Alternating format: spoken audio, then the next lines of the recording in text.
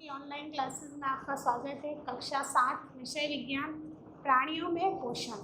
प्राणियों में पोषण किस प्रकार होता है ये कल आपको बताया था, जिसमें मानव में पाचन क्रिया का पढ़ा रहे थे। उससे पहले हमने पादपों में पोषण के बारे में पढ़ा था। तो मानव में पाचन किस प्रकार होता है ये आपको मैंने बताया था कि सबसे पहले मानव मुख से भोजन को अंतर्ग्रहण करता है, मतलब भोजन को सबसे पहले वह मुख में लेता है, उसके बाद चबाता है और लाला रस के द्वारा ग्रंथियां लार स्रावित करती है, उससे भोजन लसलसा होकर के ग्रसिका में जाता है। ग्रसिका में संकुचित और फैलती रहती है रग्रसिका, वह आमाशय में भोजन को पहुंचाने का कार्य करती है। यहाँ पर भोजन हाइड्रोक्लोरिक अम्ल में परिवर्तित हो जाता है और जो आमाशय भोजन ग्रहण नहीं कर पाता वह हम उल्टी के द्वारा हमारे द्वारा उल्टी के द्वारा त्याग दिया जाता है। उसके बाद भोजन छोटी आंत में जाता है। कल पढ़ा था एक यकृत ग्रंथि होती है जो कि सबसे बड़ी ग्रंथि कहलाती है। उसमें पित्तरस का निर्माण होता है। पित्तरस एक थैलीनुमा संरचना होती है जिसे हम पित्ताशय कहते हैं, उसमें एकत्रित होता रहता है। उसके बाद भोजन अब कहाँ जाता है? बड़ी आंत में। बड़ी आंत में भोजन जाता है। वो तो क्षुद्रांत छोटी आंत 7.5 मीटर लंबी होती है, ये उससे छोटी होती है 1.5 मीटर लंबी होती है। इसमें जल व कुछ लवणों को अवशोषित करती है। इसमें भोजन जाता है जब ये क्या करता है, जल और कुछ लवणों का अवशोषण करते हैं। उसके बाद भोजन मलाशय में जाता है और अपचित पदार्थ मल द्वारा निष्कासित कर दिया जाता है। तो ये थी मानव में पाचन की क्रिया। आपने पढ़ा था सबसे पहले कहाँ जाता है भोजन? मुख गुहिका में, उसके बाद ग्रसिका में जाता है, उसके बाद आमाशय में, फिर क्षुद्रांत्र में अर्थात छोटी आंत के बाद में भोजन बड़ी आंत में जाता है और वहाँ पर जो हमको जिस चीज़ की ज़रूरत होती है वो हमारे शरीर में वाहिकाओं रुधिर वाहिकाओं द्वारा पहुँचा दिया जाता है और जो अपशिष्ट पदार्थ जो हम पचा नहीं पाते हैं वह अपशिष्ट पदार्थ मल द्वारा निष्कासित कर दिया जाता है। अब ये तो मानव में पाचन की बात थी। अब है जंतुओं में पाचन। जंतुओं में घास खाने वाले जो शाकाहारी जंतु होते हैं, जो पादप खाते हैं, पादपों पर निर्भर रहते हैं, उनमें पाचन किस प्रकार से होता है? आपने देखा होगा गाय भैंस ये घास खाती हैं। घास खाती है जब ये जल्दी घास को सारा खा जाती है, चबाती नहीं है, निगल जाती है। निगलने के बाद में जब भी वो फ्री बैठी होती है, कहीं पे भी बैठी होती है, जब हमने देखा होगा वो कुछ न कुछ मुँह में चबाती रहती हैं। इस प्रक्रिया को हम क्या कहते हैं? जुगाली करना। हम कई बार कहते हैं कि गाय बैठी कुछ खा रही है, जुगाली कर रही है। तो जुगाली करती है वो उस टाइम क्या करती है, जो वो भोजन जल्दी से निगलती है उस भोजन को वापस मुंह में ला करके धीरे धीरे चबाती रहती है। इसे हम क्या कहते हैं? जुगाली करना कहते हैं।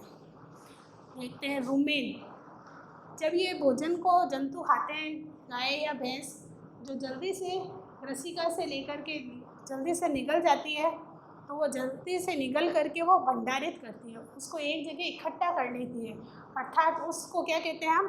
प्रथम आमाशय या रुमेन की प्रक्रिया रुमेन कहते हैं। जहाँ पर वो भोजन को इकट्ठा करती है उसे हम रुमेन कहते हैं। उसके बाद में वह भोजन को निगलने के बाद में वापस मुंह में लाती है, उसको हम कहते हैं जुगाल करना। मतलब वो क्या कर रही है? जुगाल कर रही है। कितनी बार तुमने देखा होगा वो वापस मुंह में लेकर के आती है भोजन को, उसको हम जुगाल करना कहते हैं। जुगाली करना। जुगाली करना किसे कहते हैं? जंतु भोजन को पुनः मुख में लाकर धीरे धीरे चबाते हैं, अर्थात वापस मुंह में ला कर के धीरे धीरे भोजन को चबाते रहते हैं, उसे हम जुगाली करना कहते हैं। घास में सेलुलोज प्रचुर मात्रा में होता है। घास में सेलुलोज प्रचुर मात्रा में होता है, इससे कार्बोहाइड्रेट प्राप्त होता है। सबसे ज़्यादा सेलुलोज किस में प्राप्त होता है? घास में प्राप्त होता है। अब हम पढ़ेंगे कुछ जंतु ऐसे होते हैं जो कि सूक्ष्म होते हैं, उनमें मुख नहीं होता, वह किस प्रकार अपना भोजन ग्रहण करते हैं उसके बारे में देखेंगे। जैसे अमीबा। अमीबा के अंदर मुंह नहीं होता, वह अपनी आकृति को कैसे भी बदल सकता है। वह एक कोशिकीय पादप होता है, अर्थात उसमें एक कोशिका होती है। ये आप चित्र में देख रहे हैं, यह एक कोशिकीय पादप है। इसमें सब एक गोल केंद्रक होता है। अमीबा में क्या होता है, एक गोल केंद्रक होता है और कुछ उंगलियों के समान संरचना होती है, जिसे हम क्या कहते हैं, पादाप कहते हैं। ये पादाप इनको भोजन को पकड़ने में सहायता करते हैं।